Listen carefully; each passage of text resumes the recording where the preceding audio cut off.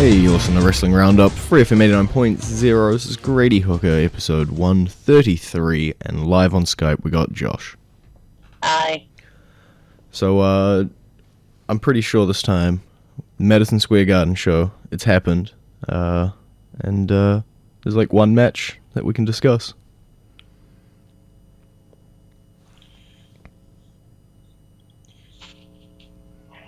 I thought it was a good show. It had the matches that would make it a good show, but it was textbook in terms of what happened on the show. Nothing was massively surprising. Nothing was out of the ordinary, per se. But it didn't need to be. Yeah. It was just a televised house show. Yeah.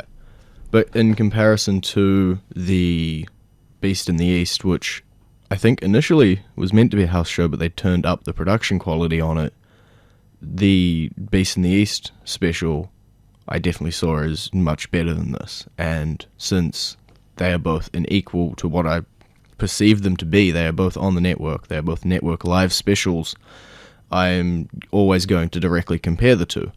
And when I compare them to, I'm pretty sure Beast in the East beats them out in pretty much every facet I could think of.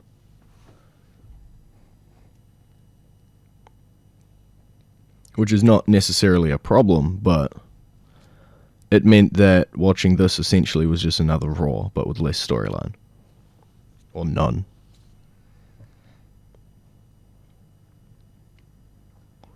But, yep. I enjoyed it for what it was. But it did give me the Owens-Jericho match. That was a good match, but honestly, the ending excluded, Rollins Cena was a better match. Yeah. I was hoping for big things out of Owens-Jericho, but nothing huge really came out of it. It was an Owens match and it was a Jericho match, just nothing popped. I can't get the right description word there. They're called adjectives. Just nothing went, ta-da, I'm an awesome match. And Cena and Rollins have done it multiple times, over and over and over and over. Even if I still don't understand the fundamental rules of a cage match half the time. Well, it is interesting that I don't think I've ever seen a cage match that hasn't ended with some sort of interference in it. Mm. Which is kind of the against what the cage match is supposed to do. Yeah. And, like, sure, Seth would have to, take on Kane, but if he really wants the US title, all he had to do was let go. Or maybe jump to another side before Kane can get over there. Yeah. I'm sure Seth could just jump off and run, but there was a lot of times like that, and I don't like with the cage door, because that just gets open for them. It seems much easier to just walk out than to ever even try to climb over. It's just fundamentals with the cage match that aren't always easy to overlook. It was in this match, luckily, because the match content itself was good. Until Kane came out.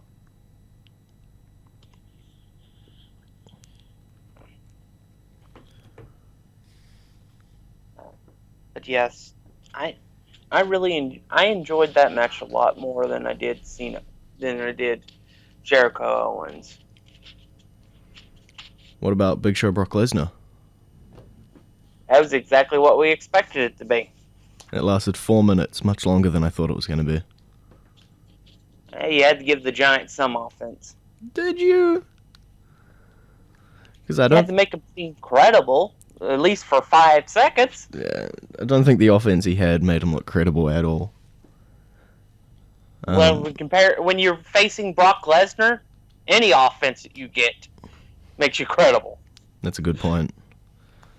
They are 100% building Brock Lesnar up as this unbeatable force who has been beat by The Undertaker. through dodgy means, though. And it's quite interesting now because on the Raw straight after, Big Show was like immediately back. So he didn't. And he got took out again. Yeah. I'm going to hope there was a one time, especially if they are trying to build towards Hell in a Cell. I don't know how many days there are until Hell in a Cell, but we haven't like seen The Undertaker in terms of promoting this match or anything. Some people will go out and say, you don't need to see both of them to promote the match, but it's been a while.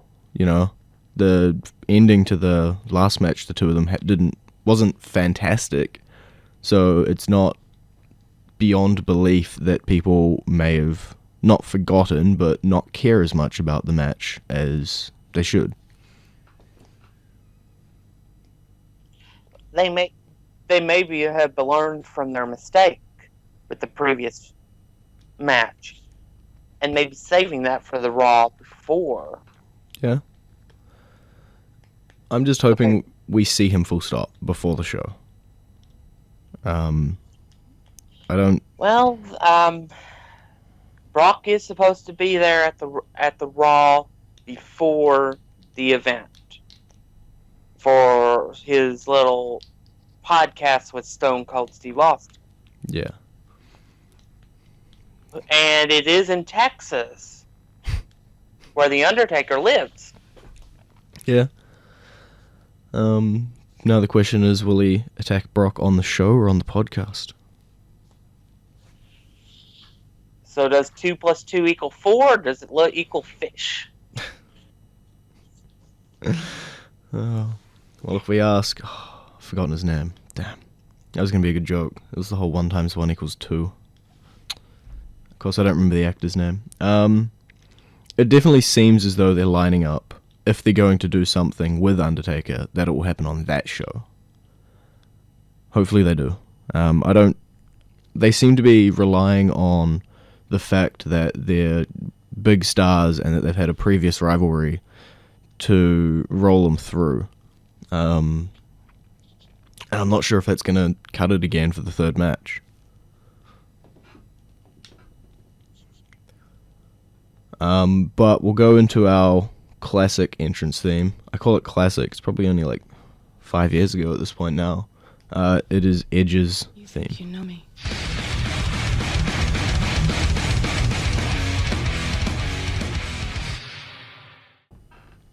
And you're back with Wrestling Roundup, FreeFM 89.0, Grady and Josh. So on Raw, Seth Rollins and Kane, I believe the match is now officially set for the WWE World Heavyweight Championship. And if Demon Kane loses, Corporate Kane's fired. Yep. That makes complete and logical sense. Now I really don't know if they're trying to play it off as 2 different people or 2 different characters. If it was confusing me before.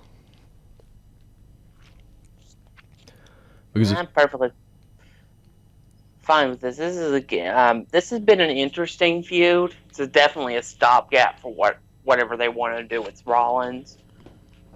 But it all is giving Kane a little bit of a refresher on his character. yeah, I'm seeing all of those things, but I'm pretty sure I brought it up last week, so I'm not going to dwell on it again.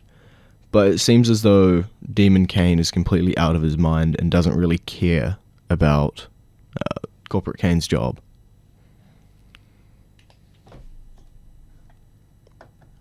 And the 2 ways they can come out of this is they can come out of this with Demon Kane as the champ, which I doubt we're going to get, or Corporate Kane being fired.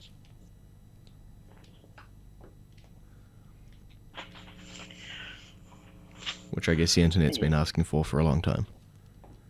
Yes, I think it's the begin. It might finally be the beginning of the end of the Authority. Yeah. Could it be the beginning of the end of Kane's run, or do you think Kane has a couple more years in him? Kane can go as long as he wants. He's kind of built that up for himself. And the fact that he still works a full-time schedule at the age that he is still pretty impressive. Yeah. Because I think he's going on 47. There's just been a lot of those going about. Like, even at the Madison Square Garden show, it looked like Jericho was saying goodbye, and then he didn't say goodbye. He brought out all of his friends. I think it was just the beginning of a swan song for him. So that sounds like Jericho's going away. Well, Jericho has other projects, quote unquote, and he doesn't need WWE, and he is getting up there in age. He is 44. So it's not so. Right now, WWE is just something he can do on the side. Yeah. And he's pretty much at the end of his athletic rope. And he knows it. We know it. Mm. So that's all that is. I figure he might wrestle, probably will wrestle Dean Ambrose. Could possibly even be a WrestleMania match. I think the thing with Jericho is he's not going to be running at 120% like he used to, but there's still those feuds out there that people will always go, like before Sting came, it was always Sting Undertaker should happen. There's still a couple of those, and Ambrose is one of them, where people will always say, Jericho, why don't you go back and go to a feud with Ambrose? And I think people lately, unless they've been retiring from injury, are having trouble putting the full stop, the period, at the end of their career in terms of actually retiring. I think unless they're being medically forced off, most of them struggle to say, this is it, I'm stopping. And there's actually been a lot of stuff coming out about Daniel Bryan recently. Of course, it's all the internet, so I don't know how much I trust of it. But I've seen both sides of the argument. There's supposedly been an interview where Daniel Bryan has said that he will wrestle wherever if he doesn't get cleared. But there's also been an interview that's come out and said that if he goes to another trained doctor, and this one also says no, he shouldn't wrestle, then he won't wrestle. Well, from what I understand, he's been cleared by 2 different doctors, but WWE won't clear him. Yeah. They're sending him to a third to see if he can wrestle. But then you've also got the classic internet rumors that he was coming back. He was cleared for a return soon, and then he seems all over the place on whether he wants to return, like either completely rule it out or just go wrestle on the independent scene where they'll let him wrestle with us. And I think that's again another problem, that even all the Daniel Bryan fans and everybody who wants to see him back in the WWE, you only want to see him if he's 100% healthy. Nobody really wants to see Daniel Bryan come out and then possibly completely and utterly end his career with one wrong move.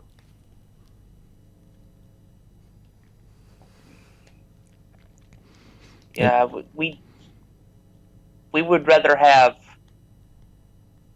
personally, I would rather have either a completely healthy Daniel Bryan or no Daniel Bryan at all. Mm-hmm. That's definitely how I feel as well. And, he's always... I've seen some people just call WWE as pedantic because they won't clear him. Mm. And that's the reason they won't, is because they're being careful, because they don't want to do another start-stop on him. Yeah. You could always Corey Graves him. I mean, it's a situation where it's not just his career online, it's his life online. Mm. One wrong move could make him a vegetable for the rest of his life. Yeah, there's nothing good that can come out of wrestling at not 100%. So I see why WWE is spending all of this time and probably money sending him to multiple doctors over and over and over to make sure he is 100%. Yeah, it's just as simple as that. When we get back, after our current entrance theme, we will attempt to talk about the Divas. But our current entrance theme is Seth Rollins, the WWE World Heavyweight Champion.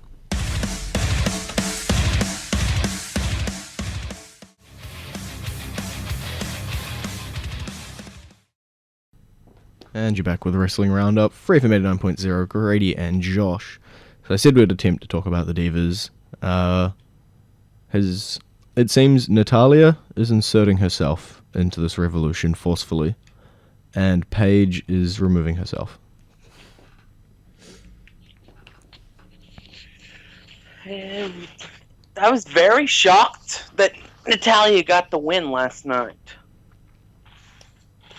Yeah. On Raw. I was shocked. But it was a pleasant shock.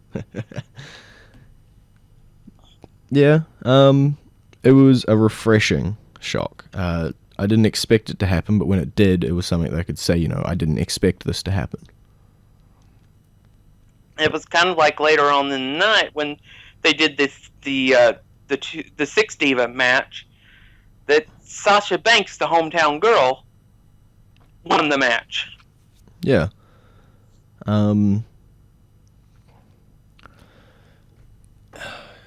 Definitely leaning up to the fact that Natalya is going to insert herself into Paige's spot, and Sasha's going to get into the title match. But what appeared to happen beforehand is that Paige was lined up to get that title match spot. Paige was getting lined up to be the next challenger, or the next one thrust forward. And then all of a sudden, she's losing to Natalya, which isn't necessarily a bad thing, but it's a stark contrast to how it was. I'm not so sure that's the case. You think there's hidden motives? I think it's just trying to build up Natalya into the revolution, but it's not, because I still think Paige will be the next opponent for Charlotte. I'm struggling to find the article, but there was an article recently that came up that did say that there was a couple of people who are quote-unquote in the dog box with WWE, and I believe Paige's name was on that list as well. So, internet, so you can't always believe it, but I think people sometimes capitalize on what's happening on screen in terms of Paige losing to Natalya, who previously to the Revolution was not booked too strongly, and then may overreact from that. It seems to be that list was just a bunch of internet darlings that were not being pushed. So it could just be somebody being the internet. Or maybe Cesaro and Paige both pissed people off. Yeah, so I'm just glad they're doing something with Natalya. Yeah. She definitely seemed to be missing, and you could tell when the whole revolution, air quotes, started, is that Natalya seemed like someone who should be in there. But she was a way to help her husband. Yeah. Which could have been unfortunate timing. It comes down to she's in it now. Whether she makes an impact in it, I don't know. They seem to be slowing down on the revolution per se, and I guess we'll see how it comes out of it. If you've never seen the Charlotte Natalya match from NXT, one of the specials, then you know why Natalya should be in this Revolution. There's now with Charlotte as the champion, there's so many fresh matches that I'm hoping to see. And I'll probably get to see like 2 of them. Because I'll get to watch her take on Nikki like 16 times. So that match, out of nowhere, I believe, no pun intended, got announced for Hell in a Cell. I think it was like a WWE.com video. Yeah, once Nikki loses the rematch, that's it. That'll be the end of the Bellas as far as getting a shot at the title. You hope.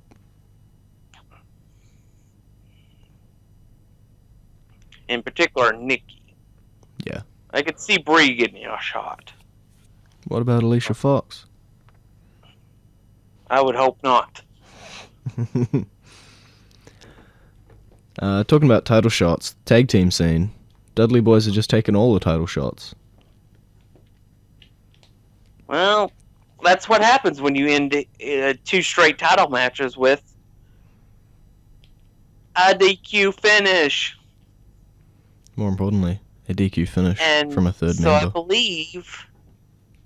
I think we're finally going to get a third Dudley. Maybe not Spike, but we'll get a third Dudley to equalize Xavier at Hell in a Cell. Yeah. What was I saying? I kept saying, like, wait till December in terms of TLC coming up, but we definitely need a third at this point. If we've done 2 DQ finishes with Xavier, you can't do a third. And I don't think they want to put the Dudleys under New Day cleanly. So I'm not sure there. I don't know who their third is going to be. I just hope it's someone who fits in the role, not Damien Sandow. But we'll see how it goes. I'm hoping that we get to see a different match. The match on the Madison Square Garden show and the match on the last pay-per-view were essentially the same match. And I'm hoping that we can see something different out of these guys, especially since we know the New Day, which fully surprised me, to be honest. Ended this Raw, like, on top. Answered John Cena's challenge, lost John Cena's challenge, but still stood on top of everybody.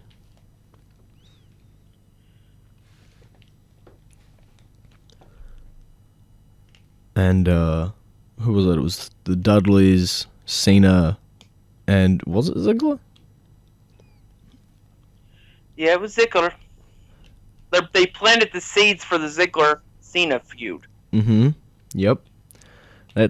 The internet won't stop talking about that. So apparently there's been a rumor that there may be a feud for them, but over Nikki Bella. Mm-hmm. If you watched the Total Divas season finale, I believe, Dolph Ziggler admitted he still has feelings for his former girlfriend, Nikki Bella. Dramatic.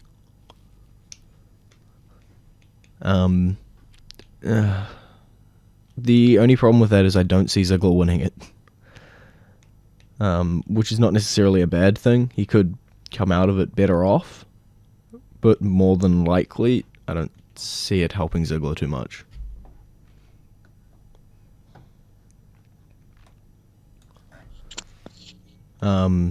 But yeah, hopefully, if they do end up going with that route, they go that route properly, and they don't just Cena wins everything.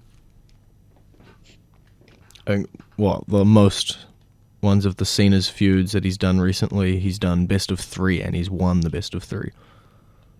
I think. Rusev, Owens, and Wyatt. I'm definitely remembering.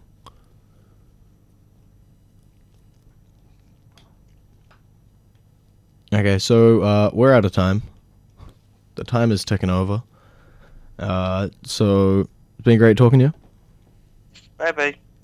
You can visit our Facebook page, facebook.com/Wrestling Roundup Radio, or our Twitter page, twitter.com/Wrestling Radio. I'll see you next week.